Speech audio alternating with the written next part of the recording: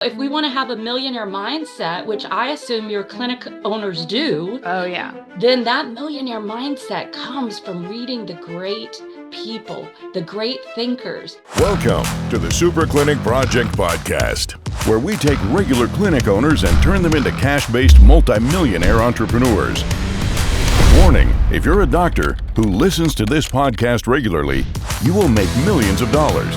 Do not listen to this podcast unless you want to be a successful clinic owner who helps thousands of patients achieve their health goals and adds more money than you can imagine to your bank account. You've been warned. Welcome to the Super Clinic Project Podcast, where we take regular clinic owners and we turn them into super clinic owners. I'm one of your hosts, Jennifer Gligoric, and today you're going to be here with me with best-selling author, former professor at Wake Forest, Duke, and UNC, president of Spirited Solutions, entrepreneur, and the host of the Bold Badass Business Show. She helps ambitious, big-hearted business owners and entrepreneurs soar. She's also delivered over 2,000 presentations to various organizations like the EPA, Environmental Protection Agency, Deloitte, and Touche. So let's welcome the amazing Dr. Barnsley Brown to today's show. How are you? I'm fantastic, Jennifer, and great to see you. Thanks for having me on. Let's create some super clinic owners today. Let's do it. So, you've had a huge portion of your career is empowering others. So, tell me a little bit about your journey. You've done so much, and I know that you have been pushing people to really achieve their own heights in business and personal. So, tell me about your journey so we can learn a little bit about you. I love this question. Actually, I'm going to give an answer that's different from anything I've ever given, Jennifer. And that is years ago, my mother gave to me a book by Robert Schuller. Do you remember Robert Schuller? No, but I'm writing it And down. I read that he was a minister and he had the Glass Cathedral, and I think it was somewhere in California, but he's known for all his positive thinking. And she also gave me something by Norman Vincent Peale. And these books were my first introduction, I would say, to self-help, though I didn't know that's what the genre was. And I just remember devouring them. And I remember writing in the margins. And I remember thinking, you know what? Had a tough childhood. Many of us have, but I had a super tough childhood. And I remember thinking, you know what? At age 16, I'm going to be happy. And I know these books have something to do with it. And so I think that's the moment. I really remember it, Jennifer, at age 16, saying, I'm going to be happy. Doesn't matter what the past is, doesn't matter what my family has been. I'm going to be happy. And I felt like these books were opportunities for me to be mentored by some of the greatest minds alive at that time. So I'm super grateful that, my mom had the foresight to give me those books. I love that. And I love the fact that books, because it doesn't matter how, books for children are so important. And I've been seeing some terrible statistics that parents today are no longer reading to their children. And there's not a love of books. And I'm like, oh, because, there's that Emily Dickinson poem that is, there is no frigate like a book, right? And Mhm. it's my favorite poem. I could say the whole thing, but basically it can take you anywhere and it can teach you anything. So, the fact it doesn't matter where you're at, books throughout all of human history, some written word that great minds have said it inspired them. And So I here's the love that. thing, Jennifer, if we want to have a millionaire mindset, which I assume your clinic owners do, Oh, yeah. then that millionaire mindset comes from reading the great people, the great thinkers. And the beauty is that maybe, I don't think Leo Buscaglio is still alive. Some people who I've read forever are still alive, but Norman Vincent Peale isn't. Um, all the people who, Tony Robbins is getting up there. And these Oh, he folks, would hate it if you said he would hate that. it if he heard me say that. I'm sorry, Tony Robbins, you're in great shape. He has like a 3 or 4 year old. I love that during I COVID, know. he and his wife had this baby, and he finally slowed down enough and they were able to have a surrogate mom and have this baby. I just love that. And he talks about it. But none of us are getting younger, but I love being mentored by people who lived 100, 200, 300 years ago. And one of my favorite writers, since you mentioned Emily Dickinson, and Mm. of course she's she's gone, was Virginia Woolf. And I Oh, yeah. actually years ago wrote my master's thesis on her. I just always loved her novels because they were like poetry, but I could inhabit another world through them. So I believe that the more we read, fiction, certainly, poetry is great, and self-help. We read widely and we read business books, then we're being trained by the best of the best. And, I have read also that millionaires consume a huge amount of books every year. Huge amount. Not just books, but now podcasts. See, my Exactly. books that I talk about all the time. In fact, I was just on another podcast talking about The Dream Giver and Who Yeah. Moved My Cheese. Those two for me have been transformative. And as I was talking, I thought about the power of podcasts. It's Yes. unfiltered, it's raw. You get Yep. people to say, I didn't say this before, but you can really hear it in their voice and the difference between moving them forward. So Well, let's can we say move. something about who moved my cheese? Because I love Oh that book yeah. too. Okay, I think it relates perfectly to what we're Uh, going to talk about today with oh yeah. scarcity conversations. Because those of you who haven't read Who Moved My Cheese, you should grab it. It's one of those reads you can do in like 45 minutes. It's super Yeah. quick, super quick. So you can say, I read a book today, and it'll only take you like 45 minutes.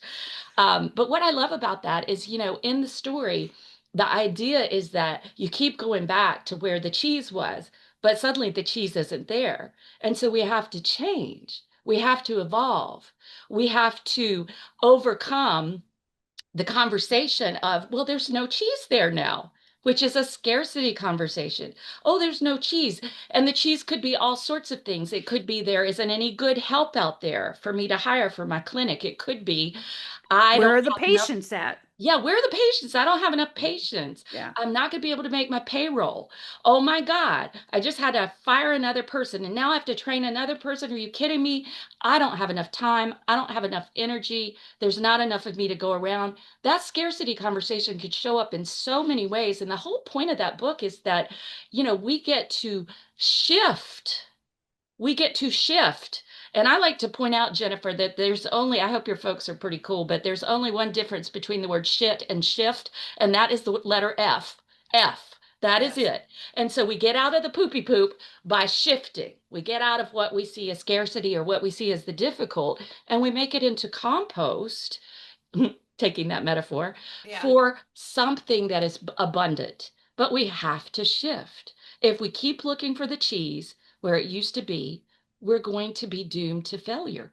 Nothing stays the same in Absolutely. business ever. No. In fact, one of our core values at Brand Lab, which is the company behind Super Clinic Project, is grow Hmm. or die. When we have Good. 5 core values, and in the morning we have our meeting, and then someone takes a core value and they talk about it. It's either a quote or something else, but it's the idea in any business. I just want to stabilize at this much a month. Hmm. If you're not growing, you're dying. There's going to be inflation. There's going to be this. That's great if you want to Yes. be consistent, but how are you going to grow past that? What's your exit strategy? And then people, how many clients have you dealt with and you've said, what's your exit supposed to look like? And Eh, nobody knows. no, it's a deer in the headlights look, It's right? like, what do you mean my exit? I have a door over here. Yeah. That's the door right there. Yes, Yeah. most people don't think about succession. No. They don't think about succession planning, and that is so important. And it's different in what I do in a way, Jennifer, because truthfully, my business is such a lifestyle business, and it's so much the brand is me that I don't really see myself passing it on to one person. However, every time I train someone, every time I coach someone to reach six figures and beyond, I know that I'm passing my business on, and that makes me happy. Yeah. Yeah, Certainly for these absolutely. folks who have clinics, your clinics are sellable. And it would be very smart to be speaking to a business broker right now. Find yourself a business broker and talk to them about what you can do. You may be in business another 10 or 20 years, but what can you be doing now to, as you say, Jennifer, to grow, to keep Yeah, growing. we have exit strategists that we work with, and a lot of people, and it doesn't matter, we do all service-based businesses. People don't Yeah. realize that there are businesses within your business that you can Yeah. sell. You don't have to Yes. sell it now, and you can sell it multiple times if you have the right exit strategy. You could sell portions of it, get equity, and then if it doesn't go, you can come back. I actually know someone who sold their clinic but kept on as an advisor. They only Nice. sold a portion of it, and those people loved it. They made their money, and then they were like, "We want to sell this, and we need your help with that." And ended up being a multiple to sell for them. And so they created this one thing, and then they got continuous income in these chunks after it while still growing other things. And It's you know, beautiful. yeah, so you can. And an exit doesn't have to be that. It could be a retirement. It could be to the kids. It could be, Cutting your what's my next hours. big thing? Yeah, cutting your hours. What's my Cutting your next big things? hours. Yeah. I love that. And I really think, this makes me think, Jennifer, that it's so important. I would say this to your super clinic owners. It is so important to realize, and this is one of the messages in all my books on prosperity and my books, period, is alignment. To be aligned. To be aligned with your highest values. And again, when I ask people, what are your highest values? A lot of times they look at me and they're like, what do you mean? Well, and they'll say something like family. Okay, that's great, but that's not a value. What is really behind family? The value is what? Connection, belonging, shared community. What is the thing that it is? It's about connection and intimacy, isn't it? For example. But we need to really ask ourselves, what are my highest values, my 5 or 6 highest values, and delve into that. And I used to think, for instance, Jennifer, since you mentioned service-based businesses, I used to think that service was one of my highest values. And one day I realized I was thinking about it and I said, service is not one of my highest values. Kindness is one of my highest values. And the Mm. way it shows up is by service, serving others through volunteer work, through my business, etc.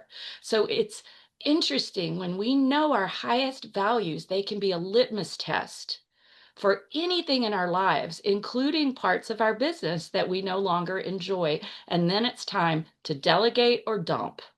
Yeah, it is. I think of one of my highest values is gratitude, being Yes. grateful.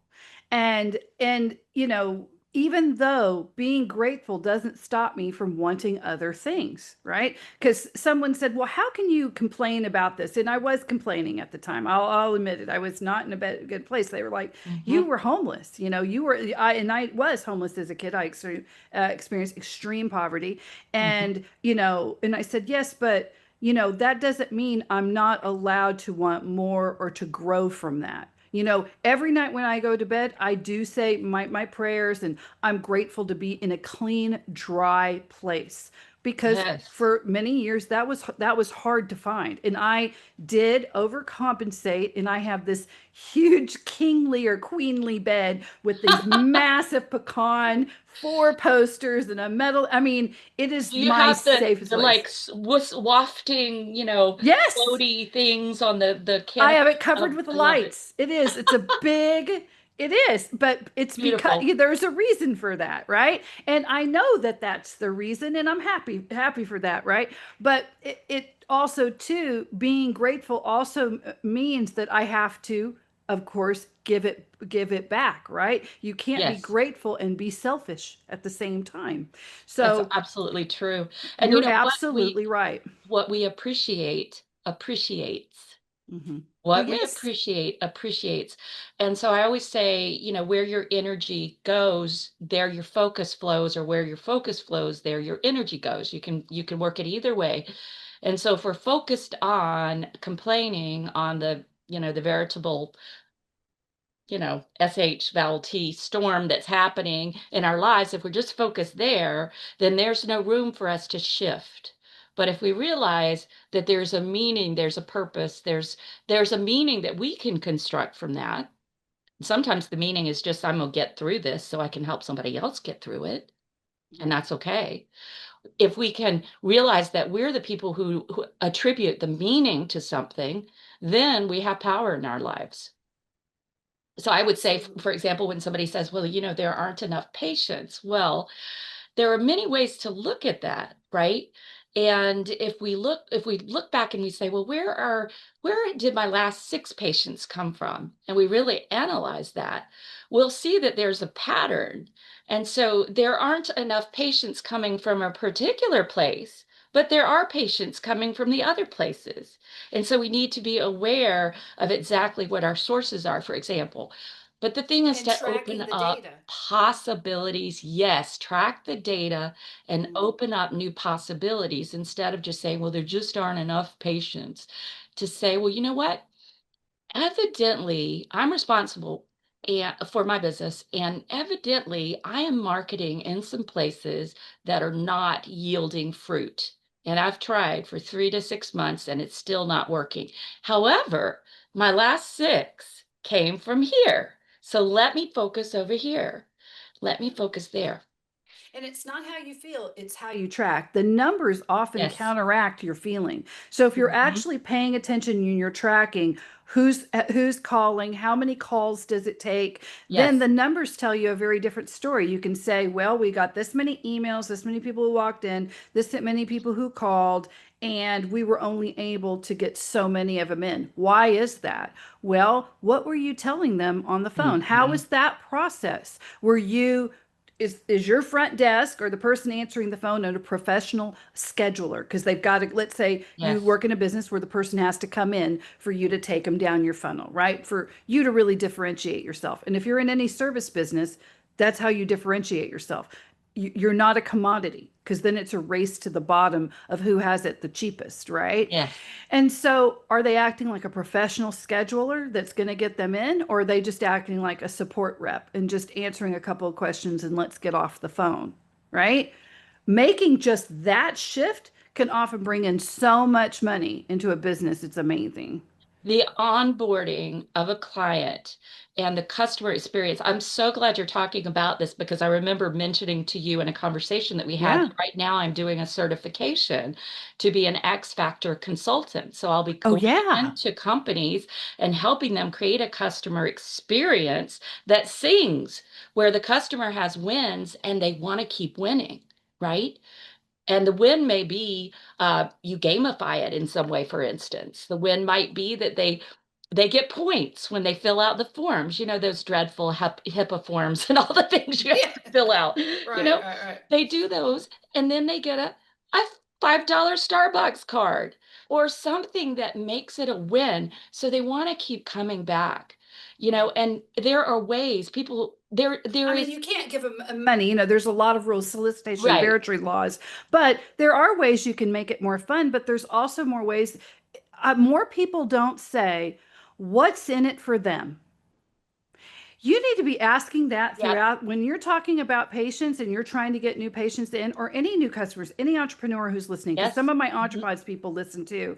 And if you're not saying, well, what's in it for them when they call, what's in it for them to make that appointment, and you don't have a strong, compelling what's in it for them, not for you to make the sale for them, then you need to go back to your marketing strategy, your drawing board. And, yeah. And there doesn't have to be money involved. It could just be an e-card. It could be Yep. an e-card that says, "Congrats, you got all those nasty forms Yeah. done. Awesome." Just something that lets them realize that they had a win. They had a win.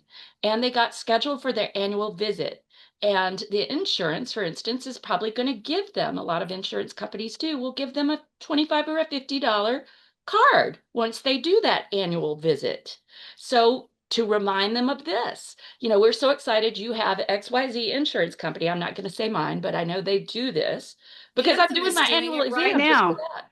Anthem is doing this right now. I know we have Blue Anthem Cross Blue here Shield. at Super Clinic. Yeah, Blue Cross Blue Shield Yeah. Anthem, and they have a whole other company that does a. And I was like, when they first called me, I was thinking this is a scammer from another country, because they said I was just at the doctor's office. This seems like a scam. You're gonna give me a card that I'll get in 6 months. It was for $100. It's not for 50, but it's actually legitimate. They want you to go in and have these sorts of wellness exams. And I'm like, okay. And the lady was like, okay, this is what she was like, fine with it. I guess so many people said this sounds like a scam. And she goes, go to your Anthem website, click on the right hand side. There'll be a 1-800 number. And I did it. And I was like, holy crap, she wasn't lying. I know. It's real. And guess what? They Yeah. gamify it. They Yeah. gamify it because when you can also do these little things where you can watch a quick video and you get certain number of points. Now, those of you who are 50 and up, a good way to think about this. And by the way, creative marketing is my specialty, Jennifer. That is, I love talking about abundance, but Mhm. creative marketing is my specialty in business. I love thinking about marketing and coming up with different kinds of ideas. It could there are so many ways that this could be implemented. It could even be just the samples that doctors are given all the time, right? It could be, we prepared this little sample for you, this little sample gift bag for you. We hope you enjoy these. Yep. Win. It's a win. Somebody gets something extra, they take something away. There's no money involved. It's good for the people who want the companies that want their products promoted, but it creates goodwill on the part of the provider, to their customer. And the customer walks away not feeling like, oh, I just had to drop my copay and wow, it was a lot and I had to wait a long time and blah, blah, blah. They're not complaining. They're thinking about, oh, I have this new sample of XYZ soap, or I have this new sample of XY, whatever, Yeah, mouthwash. I feel abundant. And so going back to scarcity, because I know that you talk about this a lot, getting people out of the Yes, scarcity mindset, especially if they are experiencing scarcity. So let's say yes, you own a business, it's been hard to pay your own bills, but yet yeah. you do have a high ticket program that you're selling. And sometimes there is this disconnect between I'm barely making it and I'm asking Mhm. you to pay, 4, 5, 10 grand to do it. When you're working with clients, how are you able to get them over that shift, especially when in their heart they know what they're doing is transformative in their clients' lives? They're not a scammer, they're trying to do it. They're just having a hard time because personally they haven't been following their own systems and so they've let things slide. And usually that's why it's, Yeah. not going well. But how Or are they you don't have good systems in the right? first So place. how do you get them to make that mental shift to where they can get back on track? Well, there are many ways that I do it. There are many ways, but I'm going to just share one that I think is very powerful that your folks could implement. And this is an idea of mine that I have recently brought into my Make It Happen Mastermind program, coaching program. So, my folks at the beginning of every month create what are called declarations. And these are very powerful goals. They have one for marketing, one for income, one for self care, one for networking, and then another one that can be kind of a whatever it needs to be for them. It could be personal in certain instances. They want to improve a relationship, for instance. And so they do this and we track very carefully how much, with percentages, how much they've completed of their declaration, right? And everything's done very, very systematically with inspiration too. But what I implemented is something because I felt like I needed something at the end of the month as well for people to see how far they come. Because here's what happens with most business owners. Most business owners will have some success and then they'll forget about it and then they're on to the next thing immediately. It's like, Yeah. yay, I got the clients I needed for this week. Now I've got to figure out next week. And so I called this 10 wins, 10 wins. And at the end of the month, you actually sit down and you write down 10 wins. I have my people do it every Monday, but you should have 10 by the end of the month.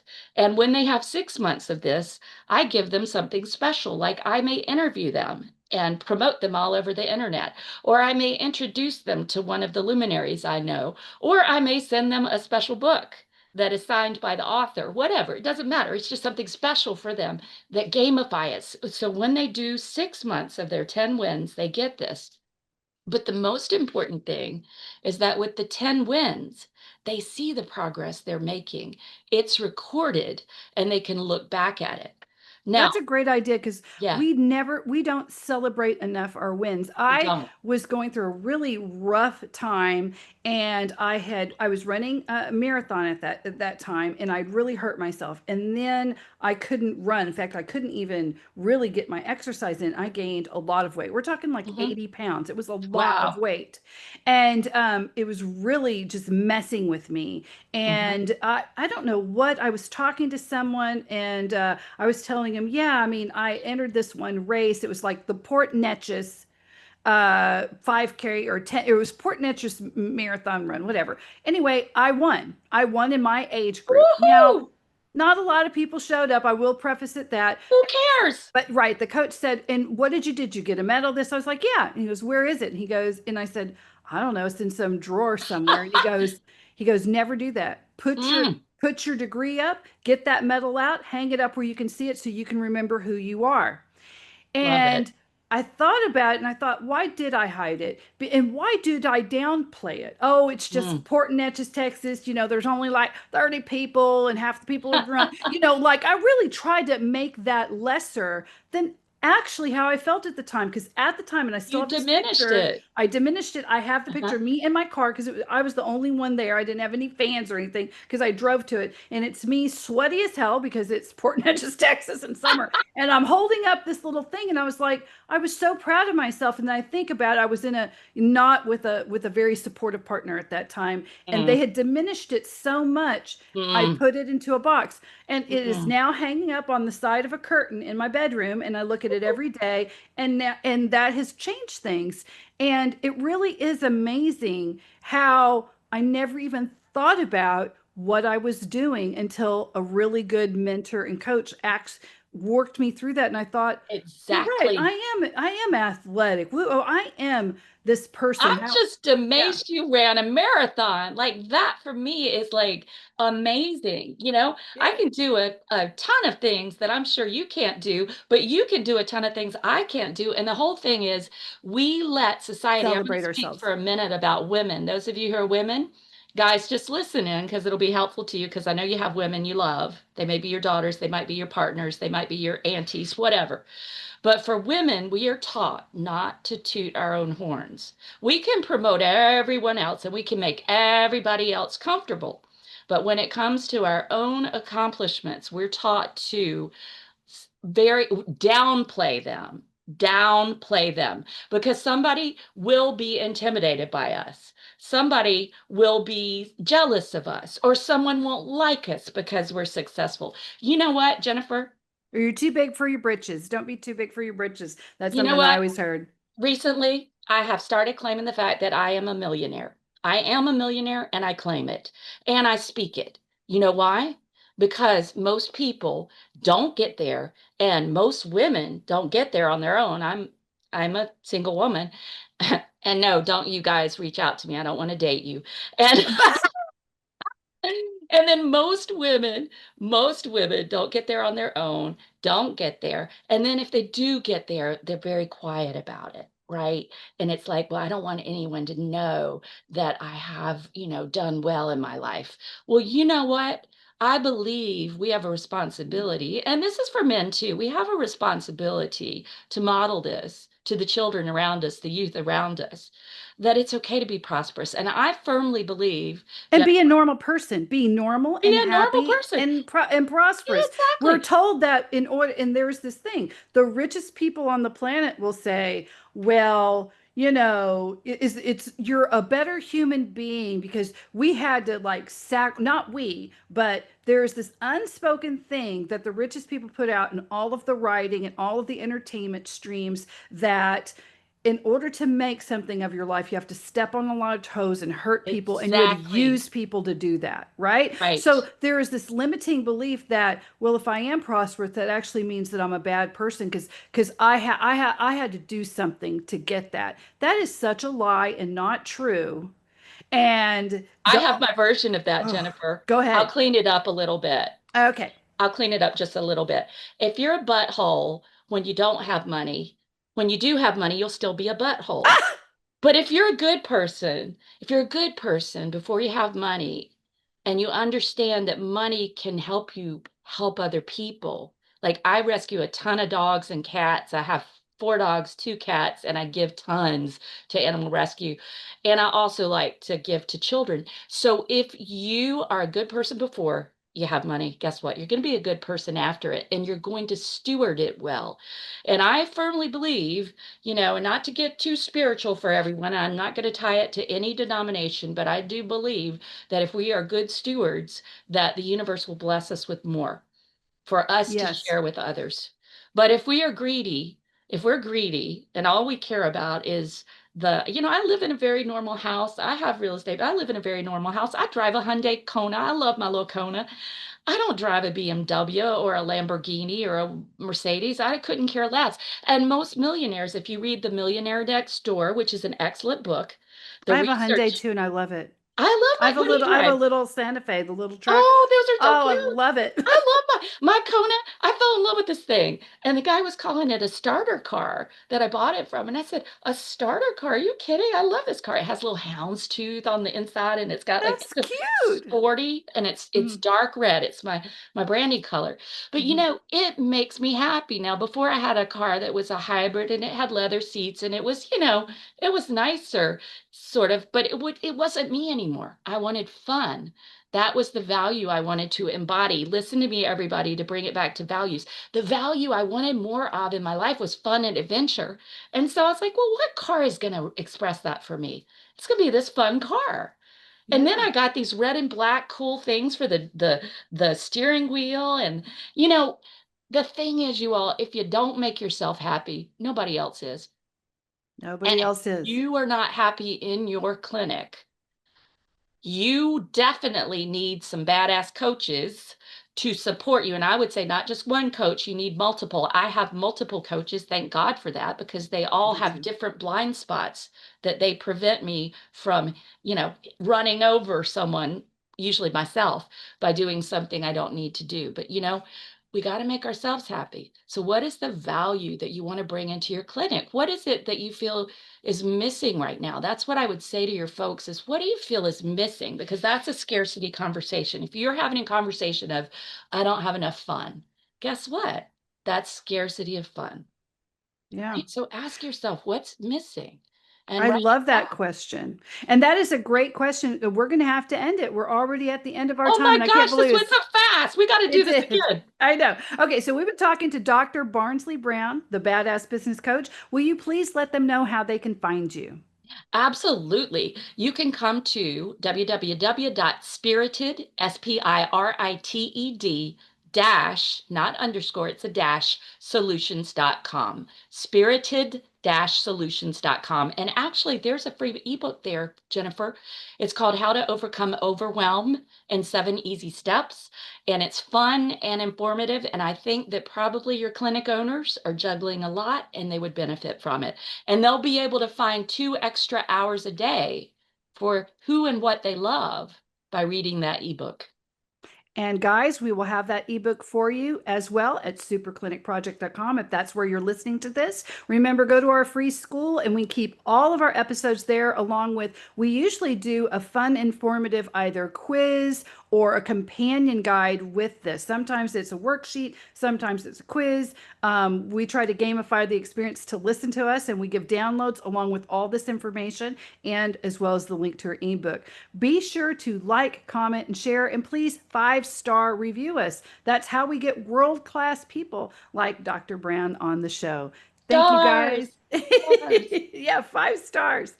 Thank you, Barnsley, for being here today. And thank you, guys. You have a very great Super Clinic week. You've been listening to the Super Clinic Project podcast. If you like what you hear, subscribe and stay tuned for further episodes of the Super Clinic Project podcast.